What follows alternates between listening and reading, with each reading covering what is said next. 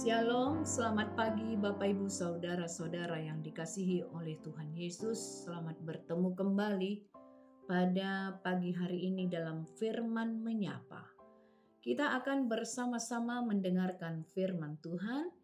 Karena itu Bapak Ibu Saudara-saudara, mari kita terlebih dahulu berdoa. Bapa di surga, selamat pagi Tuhan.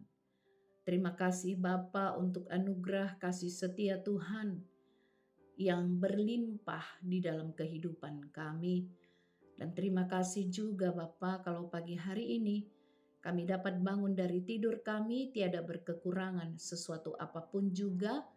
Dan kami juga berterima kasih dapat menikmati udara yang segar dan pagi yang cerah.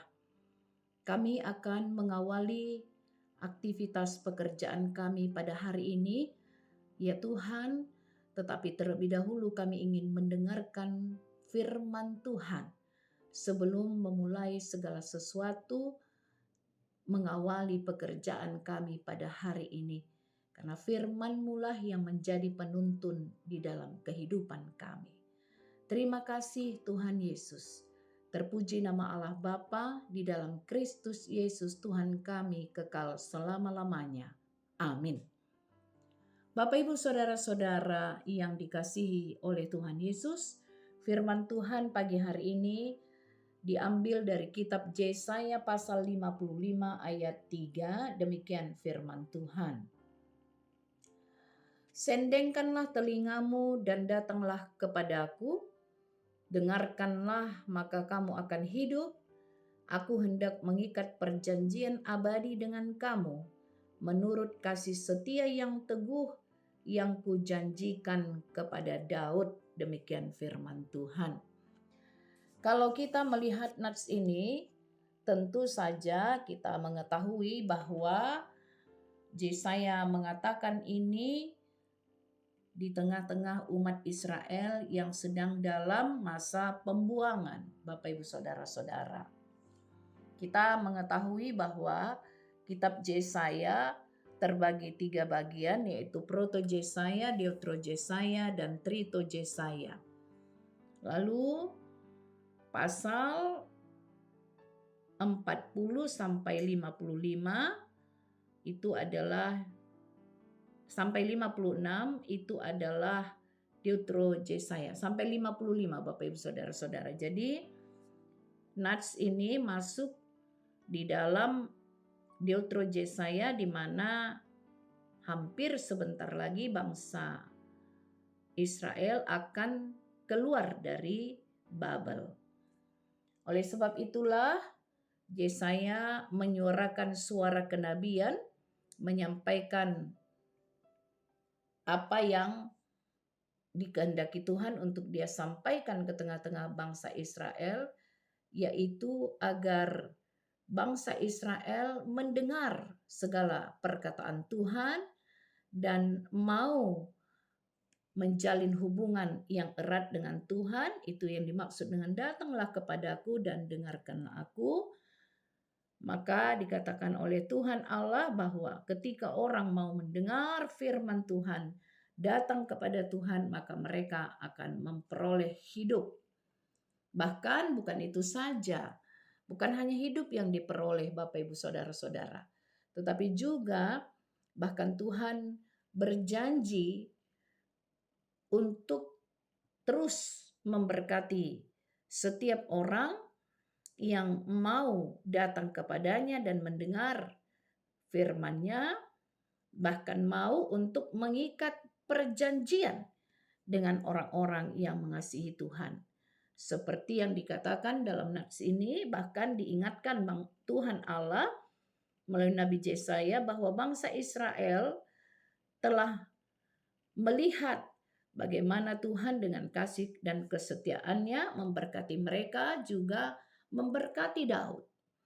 Kalau kita melihat apa saja yang disampaikan oleh Tuhan Allah atas janjinya kepada Daud, Bapak Ibu Saudara-saudara, itu dapat kita lihat di dalam kitab 2 Samuel 7 ayat 11 sampai 16. Di sana dikatakan bahwa di ayat 12, apabila umurmu sudah genap dan engkau telah mendapat perhentian bersama-sama dengan nenek moyangmu, maka aku akan membangkitkan keturunanmu yang kemudian anak kandungmu, dan aku akan mengokohkan kerajaannya. Dialah yang akan mendirikan rumah bagi namaku, dan seterusnya. Lalu pada ayat 14, apabila ia melakukan kesalahan, maka aku akan menghukum dia dengan rotan yang dipakai orang dengan pukulan yang berikan anak-anak manusia. Tetapi yang paling penting di sini ayat 15 dikatakan, tetapi kasih setiaku tidak akan hilang daripadanya seperti yang kuhilangkan daripada Saul yang telah kujauhkan dari hadapanmu. Ayat 16, keluarga dan kerajaanmu akan kokoh untuk selama-lamanya di hadapanku, tahtamu akan kokoh untuk selama-lamanya. Demikian firman Tuhan yang disampaikan kepada Daud, janji Tuhan kepada Raja Daud yang disampaikan oleh Nabi Nathan kepada Daud. Karena itu Yesaya mengingatkan umat Israel agar mereka juga dapat memperoleh kasih setia Tuhan, janji Tuhan kepada mereka akan diberikan sesuai dengan kasih setia Tuhan seperti yang dijanjikannya kepada Daud. Karena itu Bapak Ibu Saudara-saudara yang dikasihi oleh Tuhan, penting sekali untuk bangsa itu, kita lihat di sini, untuk benar-benar hidup di dalam takut akan Tuhan.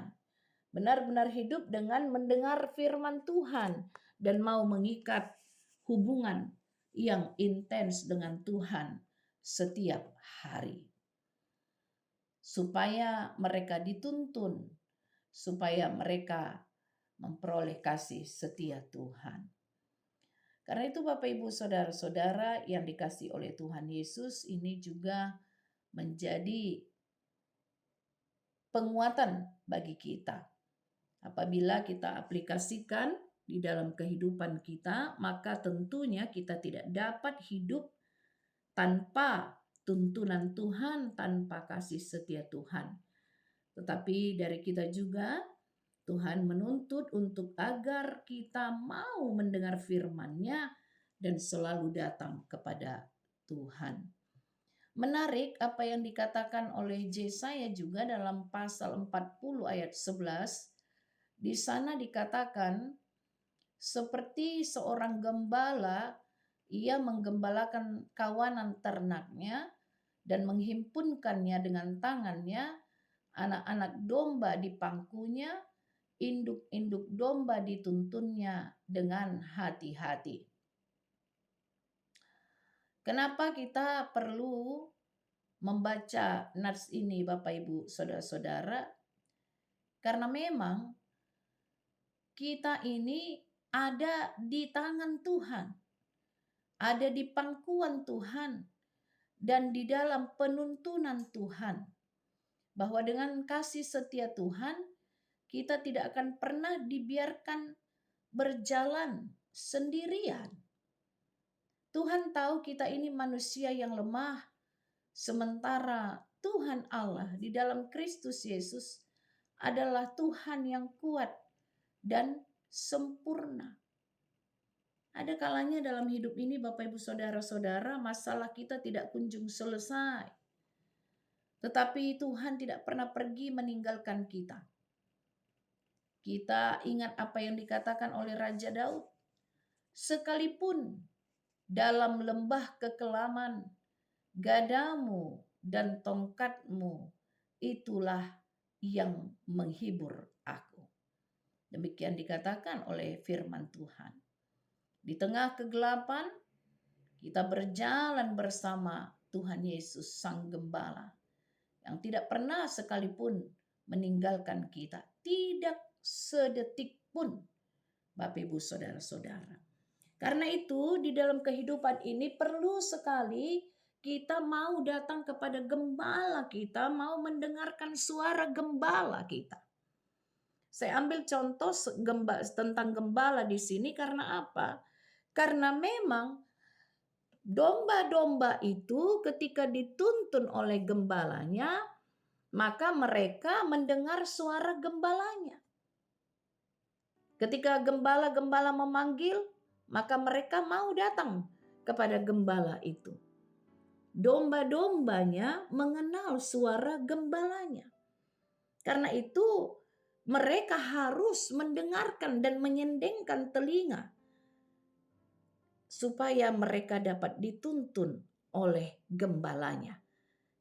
Dengan kasih setia gembalanya yang akan menuntun mereka ke air yang tenang dan rumput yang hijau.